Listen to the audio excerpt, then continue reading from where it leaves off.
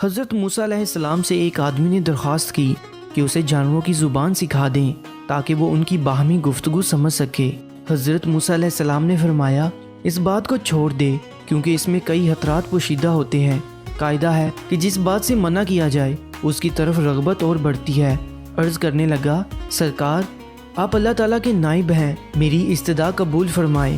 حضرت موسیٰ علیہ السلام نے فرمایا یہ نہ ہو کہ کل تو پچھتائے کیونکہ تو یہ نہیں جانتا کہ تیرے لیے کون سی چیز بہتر ہے اور کون سی چیز مضر۔ بارگاہ الہی سے حکم ہوا اے موسیٰ علیہ السلام اس کی تمنا پوری کر دے۔ اس شخص نے کہا اچھا سارے جانوروں کی زبان نہ صحیح، صرف میرے گھریلو پالتو جانور کتے اور مرغ کی زبان سکھا دے۔ حضرت موسیٰ علیہ السلام نے فرمایا جا آج سے ان دونوں جانوروں کی بولی پر تجھ کو قدرت حاصل ہوگی۔ وہ شخص یہ سن کر خوش اپنے گھر چلا گیا۔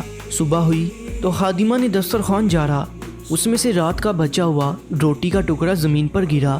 مرغ وہ ٹکڑا اٹھا کر لے گیا۔ کتے نے کہا دوست تو دانہ دھنکا کھا کر اپنا پیٹ بھر لے گا، اگر روٹی کا ٹکڑا مجھے دے دے تو میرا گزارا چل جائے گا۔ مرغ نے کہا میاں صبر کرو، خدا تجھے بھی دے گا، کل ہمارے مالک کا گھوڑا مر جائے گا، تم پیٹ بھر کر کھائیو۔ وہ شخص ان دونوں کی گفتگو سن رہا تھا، وہ فوراً اٹھا، اس نے گھوڑا کھولا اور جا کر منڈی بیچ آیا اور نقصان سے اپنے آپ کو بچا لیا۔ دوسرے دن بھی روٹی کا ٹکڑا مرغ لے اڑا۔ کتے نے غصے میں آ کر مرغ سے کہا اے فریبی یہ دروغ گوئی کب تک چلے گی، تو جھوٹا ہے، ارے اندھے نجومی تو سچائی سے محروم ہے۔ مرغ نے جواب دیا وہ گھوڑا دوسری جگہ مر گیا، مالک نے نقصان سے بچنے کے لیے گھوڑا بیچ ڈالا تھا، فکر نہ کر کل اس کا اونٹ مر جائے گا اور تو خوب پیٹ بھر کر کھانا۔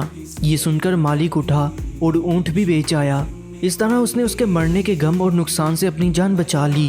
تیسرے دن پھر ایسا ہی واقعہ پیش آیا تو کتے نے مرغ سے کہا ارے کمبخت تو جھوٹوں کا بادشاہ ہے، آخر کب تک تو مجھے فریب دیتا جائے گا۔ مرغ نے کہا بھائی اس میں میرا کوئی قصور نہیں، مالک نے اونٹ بیچ ڈالا اور اپنے آپ کو نقصان سے بچا لیا۔ مرغ نے کتے کو تسلی دیتے ہوئے کہا فکر نہ کر، کل اس کا خچر مر جائے گا، اسے صرف کتے ہی کھا سکتے ہیں، تم بھی جی بڑھ کر کھانا۔ مالک نے جب یہ سنا تو اس نے خچر بھی فروخت کر دیا۔ مالک اپنی ہوشیاری پر بے حد خوش تھا کہ وہ یک کے بعد دیگرے 3 حادثوں سے بچ گیا اور کہنے لگا جب سے میں نے مرغ اور کتے کی زبان سیکھی ہے قضاء و قدر کا رخ پھیر دیا ہے۔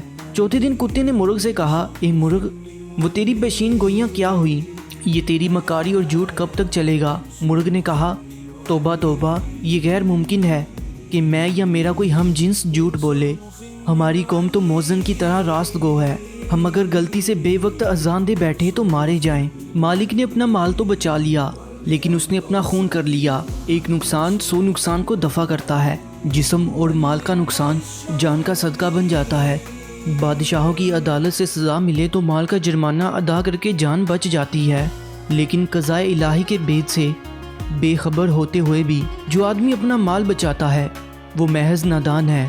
اگر وہی مال اس پر سے صدقہ ہو جاتا تو شاید اس سے بلا ٹل جاتی۔ اب کل یقیناً مالک خود مر جائے گا، اس کے وارث اس کی وفات پر گائیں ذبح کریں گے، بس پھر تمہارے وارے نیارے ہیں۔ گھوڑے، اونٹ اور خچر کی موت اس نادان کی جان کا صدقہ تھا، وہ مال کے نقصان سے تو بچ گیا لیکن اپنی جان گنوا بیٹھا۔